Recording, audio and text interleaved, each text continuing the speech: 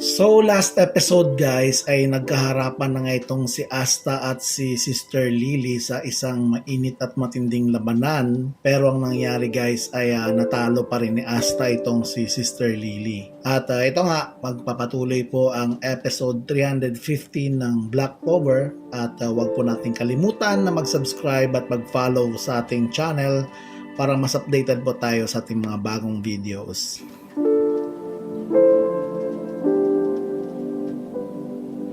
So ang nangyari last time ay ginamitan ni Asta itong si Sister Lily ng kanyang anti-magic power na Demon Dweller at ito nga na-slash nga itong si Sister Lily.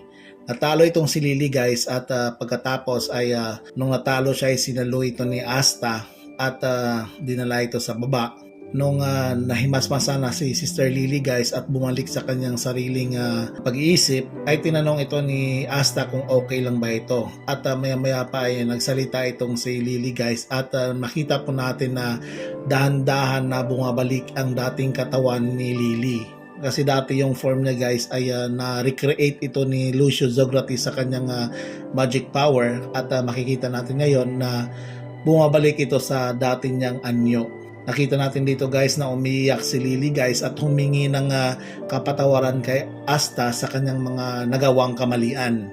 Pero ang sabi naman ni Asta ay wala siyang ginawang mali kundi sumunod lang sa utos ni Lucius Zografis dahil napaandar siya nito sa kanyang magic power. So dito guys, ikinuwento na ni Lily kay Asta ang kanyang mga nakaraan kasi guys ito pa lang si Lily guys, galing pala ito sa pinakamataas na antas ng pagiging madre. Kumbaga nasa kategory ng pagiging high rank nun itong si Sister Lily. At dahil sa diskriminasyon kahit sa simbahan, dahil sa panahon ni Lily parang siya yung pinakamahina. So lumayas ito guys sa church na yon at lumipat doon sa lugar nila Asta at hanggang sa nakilala niya si Asta simula bata pa. At pagkatapos ay biglang nag-interrupt itong si Ryuya guys at dumating sa kanilang harapan at sinabi niya kay Asta na ang galing mo, niligtas mo kaming lahat, niligtas mo siya, lumakas ka lalo Asta. So yun yung sabi ni Ryuya. At sinabihan ni Ryuya itong si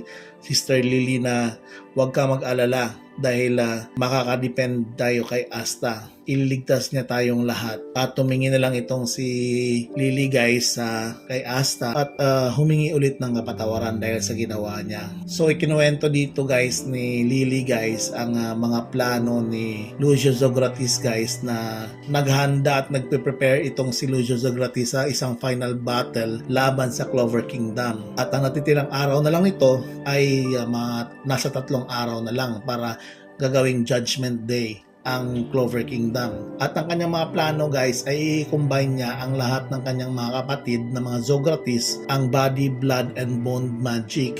So itong lahat guys ay iisayin niya para magkakaroon siya ng tinatawag na soul magic at magkakagain ng unfathomable power. Dahil sa magic na ito guys ay ang ability ni Lucio Zografis ay para na rin siyang isang god na kaya niyang gumawa ng isang tao out of nothing. At the same time, makokontrol niya na ang katawan at pag-iisip ng mga tao. So, ganyan katindi ang gagawing plano ni Lucio Zografis at paano niya papabagsakin ang Clover Kingdom. At maliban pa dyan, pag ito ay nabuunan niya, ay siya na ang magkocontrol sa buong Magic World. At hindi naman ito nagustuhan ni Asta na sasakupin ang buong Clover Kingdom. At alam ni Asta na hindi lang Clover Kingdom ang magkakaapekto nito, kundi pati na rin ang Land of the Sun. At pagkatapos nito ay umiyak si Sister Lily ulit at humingi ng kapatawaran sa kahiyang ginawa niya sa Clover Kingdom as Land of the Sun. Dahil sa kanyang ginawang pag-join sa alliance ni Lucio Zografis at na-unsealed niya rin ang 5-headed dragon at nagdala din ng misfortune dito sa bansa ng Land of the Sun. Pero ang sabi ni Asta, hindi niya ito kasalanan at hindi niya mapapatawad si Lucio Zografis na may kagagawa ng lahat ng ito. At pagkatapos niyan ay nagpasalamat itong si Lily guys at nawala na ng malay. Pagkatapos naman ay sinabi naman ni Ryuya guys na hindi pa ito patay kundi nakamatos lang ito guys. At ang ginawa naman ni Ryuya guys ay sinabihan niya si Fumito na gamitan ng kanyang healing magic para i-heal at i-preserve itong si Lily guys. At nagpasalamat naman itong si Asta at sabi niya kay Lily na hintayin mo ako Sister Lily at babawi ako sa lahat ng mga pagkukulang na ginawa ko. At tatalunin niya daw si Lucius. Pero sabi niya, bago pa yan mangyayari, ay tatapusin niya muna itong 5-headed dragon na nasa kanyang harapan. So hanggang dito lang po tayo guys at magpapatuloy po ang ating episode ng Black Clover. Huwag po natin kalimutan na mag-subscribe sa ating channel para mas updated po tayo sa ating mga videos. Ingat guys!